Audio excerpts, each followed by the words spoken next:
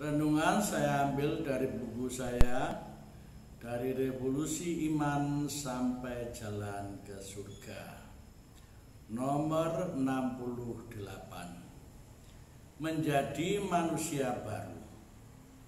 Mungkin Anda pernah mendengar nama Johnny Simbiring.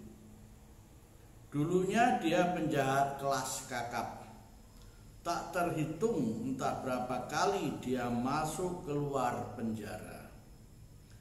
Tak kurang dari 19 tahun dia pernah mendekam dalam tahanan. Kisahnya sudah dibukukan. Dialah si lelaki kekar, kumis tebal, terkenal kriminal. Namun pada akhir cara hidupnya berubah total. Namanya yang cemar berangsur pulih. Meskipun kala itu masih saja ada orang yang menganggapnya tetap penjahat, dia harus tabah dan belajar sabar.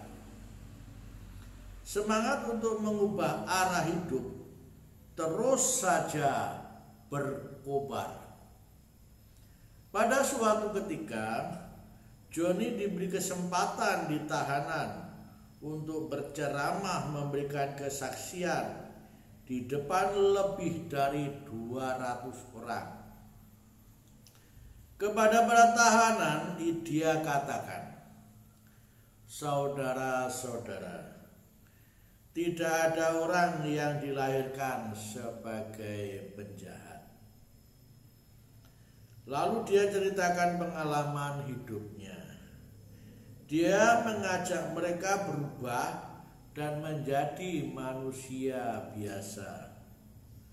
Para tahanan dinasihatinya agar menyelesaikan masa tahanannya sebagaimana dirinya, dan mengajak mereka pergi ke daerah transmigrasi tanpa minta perlakuan istimewa dari pemerintah. Di sana, di daerah transmigrasi, bisa membangun daerah dengan bekerja keras. Para tahanan serius mendengarkannya.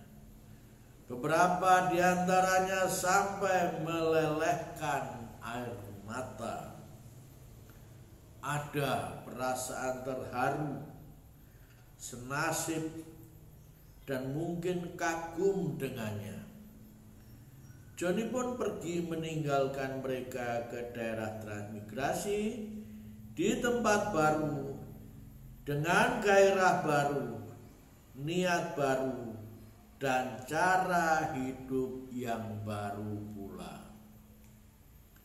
Johnny Simbiring adalah orang yang benar disebut oleh Rasul Paulus sebagai manusia baru.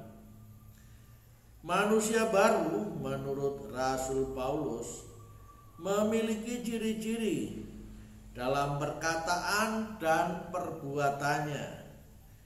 Dia adalah orang yang tidak hidup lagi seperti tidak mengenal Allah. Dia bukan lagi orang yang berpikiran sia-sia, yang menyerahkan diri pada hawa nafsu. Manusia diciptakan oleh Allah tidak untuk menjadi penjahat, melainkan untuk menuruti kehendaknya. Dialah orang yang dipanggil untuk bekerja dengan tangannya sendiri, menggunakan perkataannya untuk membangun.